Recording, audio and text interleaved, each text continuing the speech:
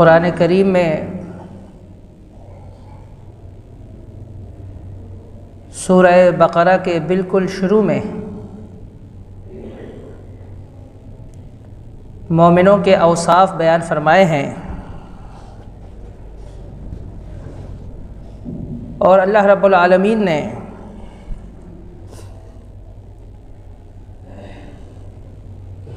مومنوں کے اوصاف کچھ اس انداز میں بیان فرمائے الذین یؤمنون بالغیب،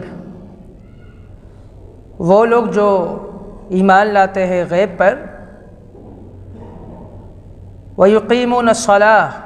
اور وہ نماز قائم کرتے ہیں، ومما رزقناہم ینفقون، اور اس چیز میں سے جو ہم نے ان کو رزق دیا وہ خرچ کرتے ہیں۔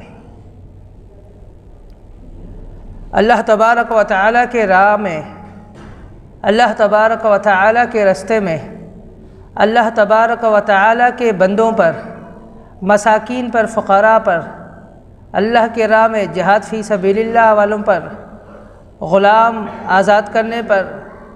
مساکین اور محتاجوں کی مدد کرنے پر، ان پر خرچ کرنے پر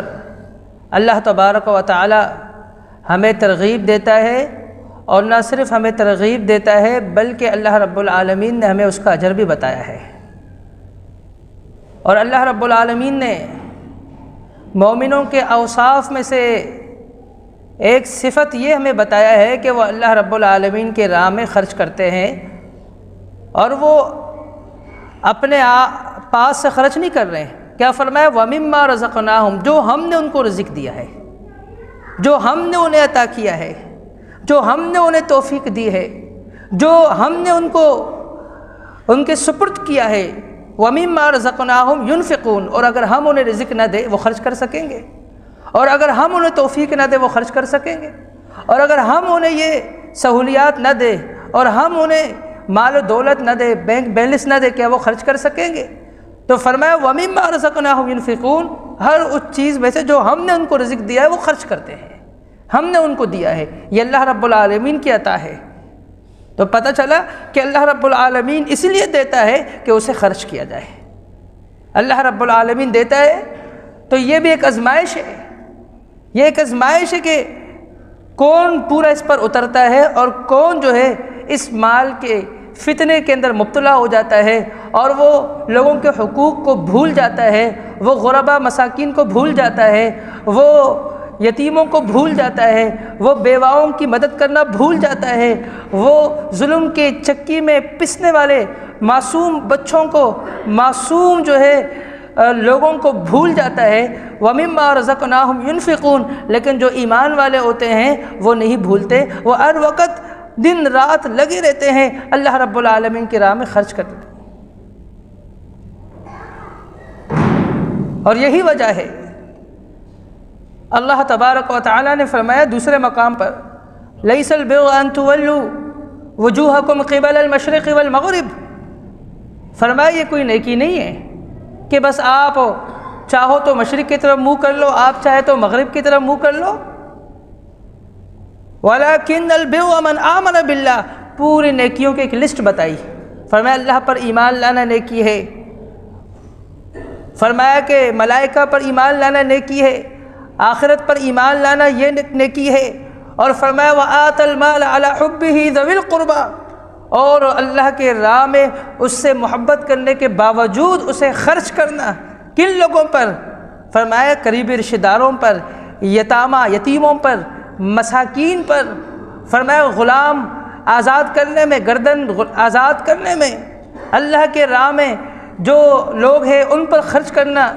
مسافروں پر خرچ کرنا۔ فرمایا یہ ہے نیکی کے کام۔ صرف نیکی کا کام یہ نہیں ہے کہ بندہ اپنا منہ کر لے قبلے کی طرف، مشرق کی طرف، مغرب کی طرف، بس جہاں چاہا منہ کیا۔ فرمایا صرف یہ نیکی نہیں ہے، نیکی کے لیے اور بھی بہت سارے کام پڑے ہوئے ہیں۔ اللہ رب العالمین نے سورہ بقرہ کے اندر نیکی کی ساری فہرست بیان کر دی۔ اور اسی طرح اللہ تبارک و تعالی نے اس کی اہمیت بتائی ہمیں۔ فرمایا کہ ایمان والو انفقوا من طیبات ما کسبتم ومما اخرجنا لکم من الارض، اے ایمان والو اللہ کے راہ میں خرچ کرو، من طیبات پاکیزہ میں سے خرچ کرو۔ کچھ وہ لوگ تھے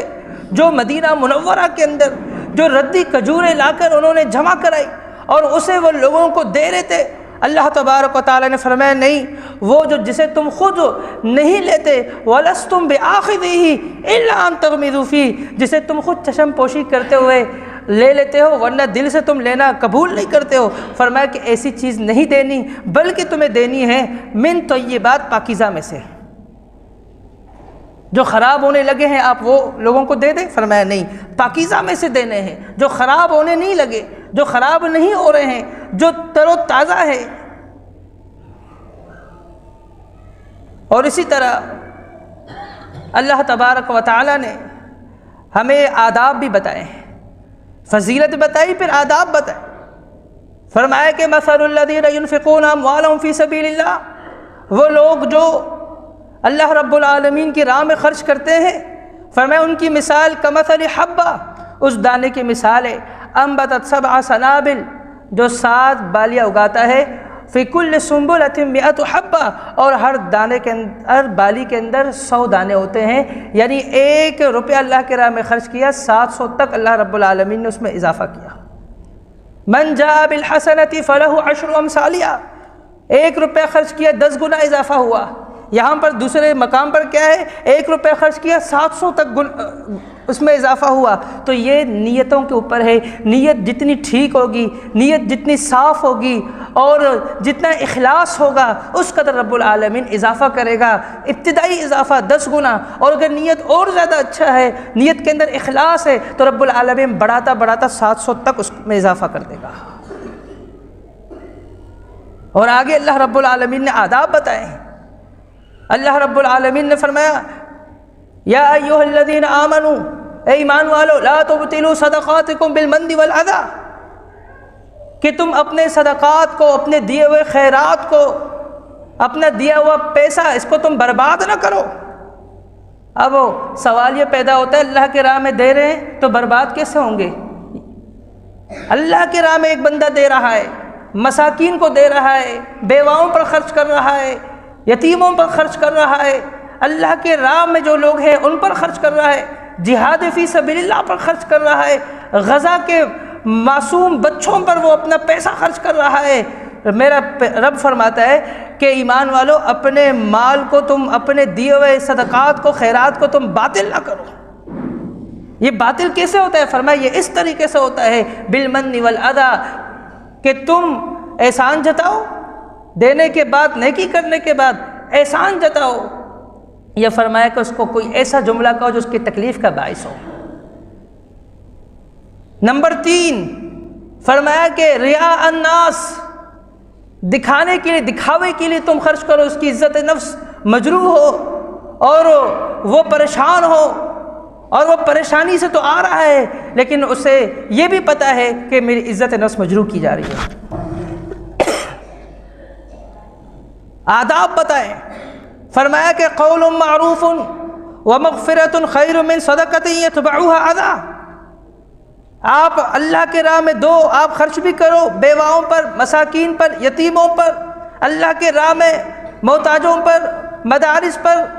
اللہ کے راہ میں جو جہاد کرنے والے ان پر، معصوم بچوں پر، ظلم کی چکی میں جو پھنسنے والے ان پر، لیکن فرمایا کہ ساتھ میں تم جو ہے ان پر احسان بھی جتاؤ، اور پھر تم ان کو تکلیف بھی دو، یا ان کی عزت نفس کو مجروح کرو، لوگوں کو دکھانے کے لیے کرو، ریاکاری اس کے اندر شریک ہو۔ تو فرمایا کہ یہ 3 ایسے عناصر ہیں کہ وہ بندہ خرچ بھی کرتا ہے لیکن اس کو بجائے اس کو جو ہے اجر و ثواب ملنے کا گناہ ملتا ہے۔ فرمایا مت کرو خرچ، قول معروف، بہتر بات کہہ دو، خیر من صدقۃ یتبعها اذی، یہ جو تم نے سونا چاندی بیچ کر تم نے خرچ کیا ہے نا، وہ بہتر تھا تم کہہ دیتے کہ معاف کر لو، یہ اس سے بہتر تھا کہ تم نے خرچ بھی کیا اور پھر تم نے اسے تکلیف بھی پہنچائی، تم نے احسان بھی جتایا، تم نے اس کی عزت نفس کو مجروح بھی کیا، تم نے ریاکاری بھی کی۔ کہا یہ جملہ کہہ دیتے قول معروف خیر من صدقۃ یتبعها اذی، تم صرف کہہ دیتے معاف کر دو، وہی کافی تھا، وہ اس سے بہتر تھا ایسے خرچ سے جس کا نتیجہ یہ نکلے۔ رسول اللہ صلی اللہ علیہ وسلم نے ترغیب دلائی ہے کہ آپ تنہائی میں لوگوں پر خرچ کیا کریں، اس کی بھی مثالیں ملتی ہیں اور فضیلت بھی بتائی۔ سبعۃ یظلھم اللہ فی ظلہ یوم لا ظل الا ظلہ، 7 ایسے اشخاص کل روز قیامت اللہ رب العالمین کے عرش کے سائے تلے ہوں گے۔ فرمایا ان میں سے ایک وہ شخص بھی ہے، فرمایا جس کا دائیں ہاتھ خرچ کرتا ہے اس کے بائیں ہاتھ کو پتہ نہیں چلتا، دائیں ہاتھ سے کیا دیا اس کے بائیں ہاتھ کو نہیں پتہ، اور اس کی کئی مثالیں ملتی ہے۔ اور اگر لوگوں کو ترغیب دلانا مقصود ہو اور یہ مقصود ہو کہ لوگ بھی اس کے اس عمل کے اندر شریک ہو، اس کی مدد کریں، اور اس کی عزت نفس بھی وہ مجروح نہیں ہو رہی ہو، اس کے جان پہچان والے ہوں، یا وہ معاملہ اس طریقے کا ہو کہ وہ اپنے آپ کو پریشان اور اپنے آپ کو ذلیل ہوتا ہوا محسوس نہیں کر رہا ہو، تو پھر کوئی حرج نہیں، یہ طریقہ بھی پیغمبر نے کیا ہے، اس طریقے سے بھی لوگوں کی مدد کی ہے تاکہ لوگ مل جل کے سارے اکٹھے ہو کر اس کی مدد کریں اور اس کو زیادہ فائدہ پہنچے۔ لیکن یہ 3 عناصر نہیں ہونے چاہیے اس کے اندر: احسان جتانا، ریاکاری، اور اس کو تکلیف دینا، چاہے وہ تکلیف کسی بھی صورت میں ہو، کسی بھی صورت میں ہو۔ اس کو پتہ ہے کہ یہ اگر تصویر لی جائے گی میری اور وہ آگے وائرل ہو جائے گا اور لوگ دیکھیں گے، بولیں گے اچھا آپ بھی شامل تھے، آپ بھی کھڑے تھے، اس کی تذلیل ہوگی، وہ ذلیل ہوگا، اس کو پتہ ہے یہ میرے لیے تکلیف کا باعث ہے۔ تو یہ چیزیں اگر شامل نہ ہو، وہ چیزیں جو تکلیف کا باعث ہو، وہ چیزیں جو احسان جتائے بعد میں احسان جتانے کے باعث بنے، وہ جو ریاکاری کا باعث بنے، اگر یہ عناصر اس کے اندر موجود نہیں ہے تو پھر لوگوں کے سامنے ان کو ترغیب دلانے کے لیے سب کے سامنے بھی ان کی مدد کی دلیل ملتی ہے۔ صحیح بخاری کی حدیث ہے، وہ صحابی رسول جس کے اوپر کفارہ تھا، رسول اللہ صلی اللہ علیہ وسلم نے ان سے کیا کہا کہ عتق رقبہ، غلام آزاد کر۔ کہنے لگا یا رسول اللہ اس گردن کے علاوہ میرے پاس کوئی گردن نہیں جس سے میں آزاد کر سکوں، میں اسی کا ہی مالک ہوں، مطلب یہ ہے کہ میں اتنا محتاج ہوں، میری اتنی حیثیت کہاں ہے کہ میں غلام آزاد کروں۔ کہا اچھا ٹھیک ہے، پھر ایسا کر 2 مہینے مسلسل روزے رکھ۔ کہا کہ یا رسول اللہ 2 مہینے مسلسل روزے رکھنا یہ میرے لیے کتنا مشکل ہے، یہ ماہ رمضان ہے، 1 مہینے کا روزہ ہوتا ہے، میں یہاں جو ہے پورا نہیں اتر سکا، غلطی کر بیٹا اور اس کا کفارہ میرے اوپر ہے، تو 2 مہینے کے مسلسل روزہ رکھنا تو بہت ہی مشکل ہے۔ کہا پھر ایسا کر، آخری جو آپشن ہے 60 مسکینوں کو کھانا کھلا۔ کہنے لگا یا رسول اللہ ان 2 پہاڑوں کے بیچ مجھ سے زیادہ مسکین کوئی ہے؟ ان 2 پہاڑوں کے بیچ مجھ سے زیادہ کوئی مسکین ہے؟ کوئی نہیں ہے۔ اس وقت رسول اللہ صلی اللہ علیہ وسلم نے حکم دیا اس کی مدد کرنے کے لیے، اور ایک کھجور کا ٹوکرا لایا گیا اور اس میں سے اس کو دیا گیا کہ یہ لے جاؤ اپنے گھر والوں کو کھلاؤ، ان پر خرچ کرو۔ سب کے سامنے ان کی مدد کی گئی۔ ایک صحابی رسول مقروض تھا، رسول اللہ صلی اللہ علیہ وسلم نے صحابہ کرام کو بلایا اور قرض خواہ کو بھی بلایا، کہا اس کی مدد کرو، اور جب لوگوں نے مل کے اس کی مدد کی، مل بانٹ کے مدد کی، جتنا ہوا قرض خواہ کو بلا کر کہا کہ یہ تم لے لو، جتنا جمع ہو گیا اس کے بعد تم اس سے مطالبہ نہیں کرو گے۔ اگر شوق دلانا مقصود ہو، رغبت دلانا مقصود ہو، اس کی عزت نفس بھی مجروح نہیں ہو رہی ہو، اور یا اکیلے خرچ کر کر وہ انفرادی طور پر اس کی مدد کرتا ہے یا اجتماعی طور پر اس کی مدد کی جائے گی، اس کا مسئلہ بڑا ایک آدھ بندے مل کر نہیں کر سکتے، تو پھر ان تمام فوائد کو سامنے رکھتے ہوئے رسول اللہ صلی اللہ علیہ وسلم کی سیرت مبارکہ، اس کی سیرت طیبہ پر عمل کرتے ہوئے اجتماعی طور پر بھی اس کی مدد کی جا سکتی ہے۔ میں نے کہا کہ اس کے اندر وہ عناصر نہ ہو جو صدقات کو، نیکی کو برباد کر دیتی ہے، وہ اس کے اندر نہ ہو، اس میں کوئی ایک ایسا عنصر شامل نہ ہو۔ یہ آداب بتائے ہمیں، یہ طریقے بتائے ہمیں کہ خرچ کرنا ہے، اس کے بھی آداب ہے، اس کے بھی طریقے۔ یہ نہیں کہ آپ نے جیب سے نکالا اور سب کے سامنے آپ اس کی مدد کر رہے ہو اور لوگ آپ کو دیکھ رہے، آپ کی طرف متوجہ ہیں، لوگ کہیں کہ یہ تو بڑا سخی ہے، دیکھو ہمارے سامنے اتنے نکال کر اس نے دے دیے تھے، اور اس کی عزت نفس مجروح ہو اور وہ بعد میں پریشان ہو کہ یہ کیا کیا انہوں نے۔ اور اسی طرح اللہ تبارک و تعالیٰ نے مزید اس کی اہمیت بتائی، فرمایا لن تنالوا البر حتى تنفقوا مما تحبون، کہ تم ہرگز نیکی کو حاصل کر ہی نہیں سکتے جب تک تم اللہ کی راہ میں وہ خرچ نہ کرو جس سے تم محبت کرتے ہو، جس سے تمہیں محبت ہے۔ سیدنا ابو طلحہ رضی اللہ تعالی عنہ اللہ کے راہ میں کس قدر خرچ کیا کرتے تھے، لوگوں پر خرچ کیا کرتے تھے۔ رسول اللہ صلی اللہ علیہ وسلم نے فرمایا کون ہے جو اس مہمان کو اپنے ساتھ لے کر جائے، اس کی جو ہے مہمان نوازی کرے۔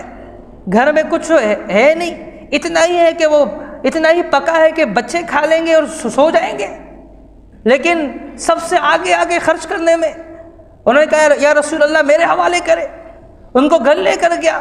اور اپنی بیوی کو کہا کیا ہے، انہوں نے بتا دیا اتنا ہی کہ بچے کھا کے سو جائیں گے۔ کہا کہ بچوں کو بس بہلا کر سلا دو، مہمان کو کھلانا ہے اور کم ہے، مہمان اپنی بے عزتی محسوس نہ کرے کہ یہ کم ہے، یہ اپنا کھانا، یہ اپنے بچوں کا کھانا مجھے دے رہے ہیں کہ تم اندھیرا کر دینا، چراغ بجھا دینا، میں اپنا منہ ہلاتا رہوں گا تاکہ اسے محسوس ہو کھانا کافی ہے، اتنا ہے کہ وہ بھی کھائے اور میں بھی پیٹ بھر کے کھا رہا ہوں، بچوں نے بھی پیٹ بھر کے کھایا، اس کو یہ محسوس ہی نہ ہو کہ بچوں کا کھانا اسے دیا جا رہا ہے۔ اس انداز میں اس نے رات میں اس کی مہمان نوازی کی، اس پر خرچ کیا، اپنا منہ کا نوالا، اپنے بچوں کے منہ کا نوالا اس کے حوالے کر دیا، اس کا پیٹ بھر دیا، اس کی مہمان نوازی کی، کیونکہ وہ بھوکا تھا، وہ پریشان تھا۔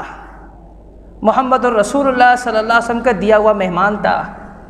اور یہ محمد الرسول اللہ صلی اللہ علیہ وسلم کا منتخب میزبان۔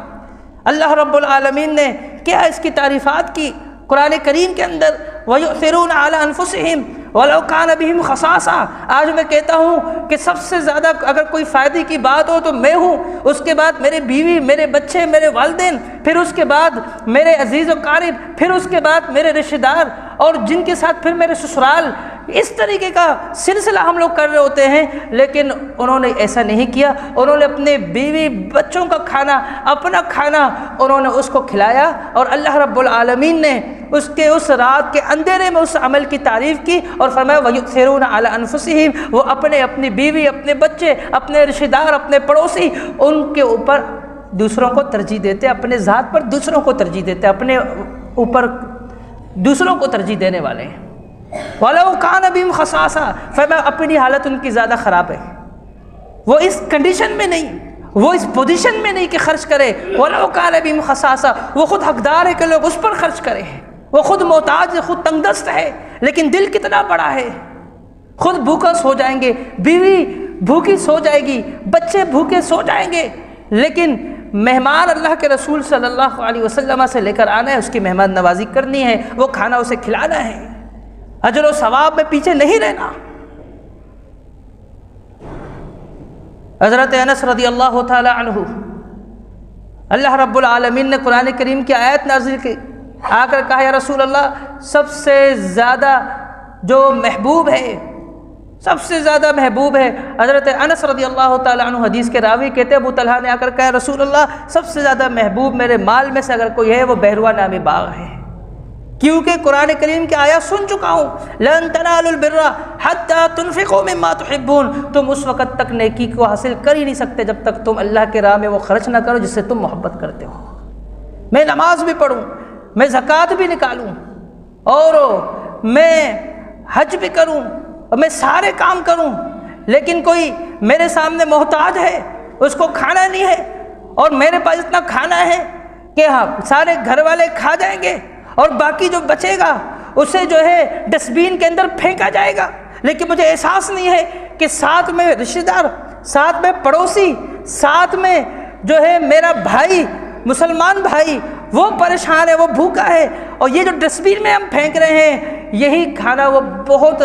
شوق سے کھائیں گے، لیکن ان کی جو ہے مدد نہیں کرنی، کیونکہ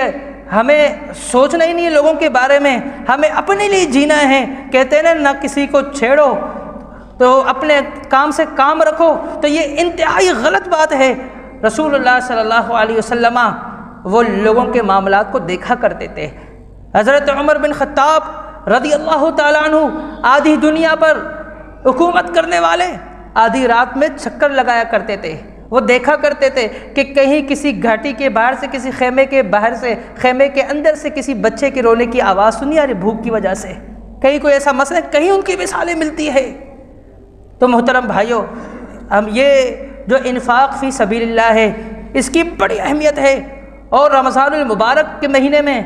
لوگ بڑھ چڑھ کر اس پہ حصہ لے رہے ہوتے ہیں۔ رسول اللہ صلی اللہ علیہ وسلم کے بارے میں آتا ہے کہ آپ علیہ الصلاۃ والسلام رمضان المبارک میں اس قدر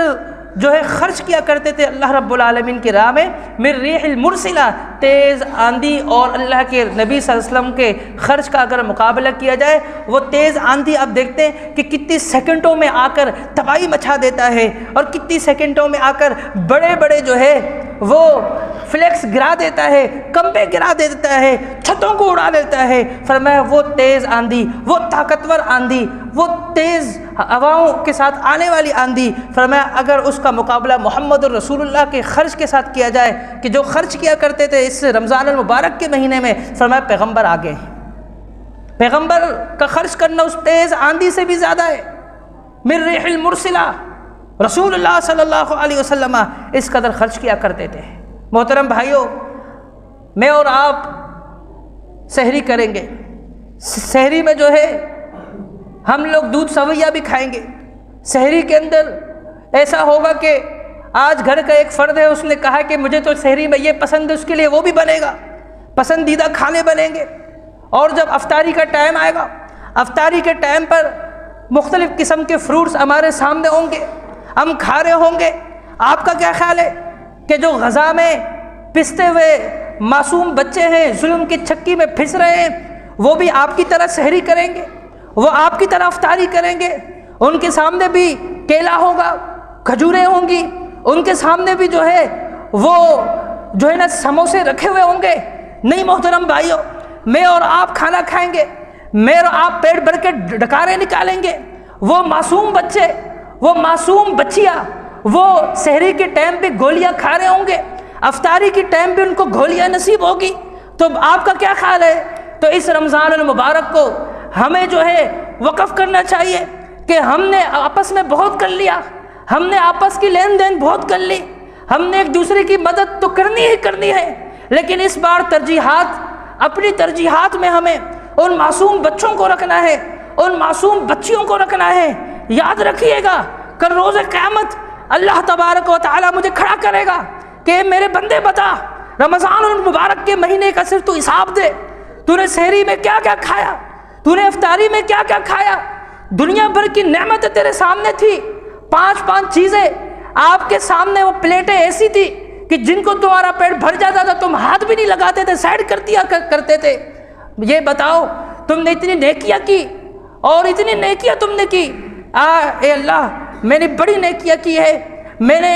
تہجد بھی پڑھی ہے، تراویح تو پڑھی ہے، اور اسی طرح میں نے بہت سارے اچھے اچھے کام کیے ہیں،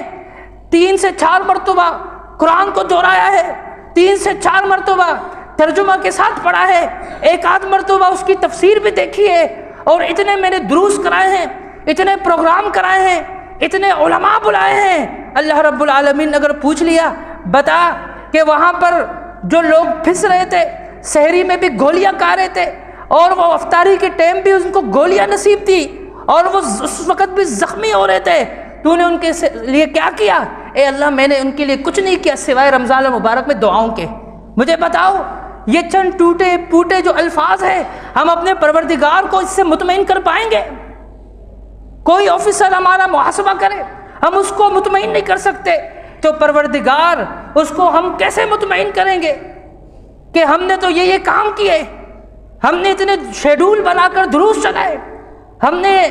اتنے جو ہے نا ہم نے افطار پارٹیاں کرائی، کن کی؟ رشتہ داروں کی، اس لیے کہ وہ میری کرتے ہیں تو میں ان کو بلاتا ہوں۔ یہ رسمی سلسلہ، اس کو ہم نے توڑا نہیں، کئی سالوں سے اس کو جاری رکھا۔ ہم نے یہ نہیں کیا کہ اس سال کا جو افطاری ہے، اس کی افطاری جو ہے ان کے لیے، ان کے نام پر ہوگی، یہ خرچہ ان کے نام پر ہوگا، یہ پیکٹ راشن کا ان کے لیے بنے گا۔ میں نے کچھ نہیں کیا، اللہ رب العالمین کے ہاں میں کیا جواب دوں گا، کیسے جواب دوں گا؟ تو محترم بھائیوں یاد رکھیے گا، علی الاعلان یہ بات کر رہا ہوں، یہ رمضان المبارک کا مہینہ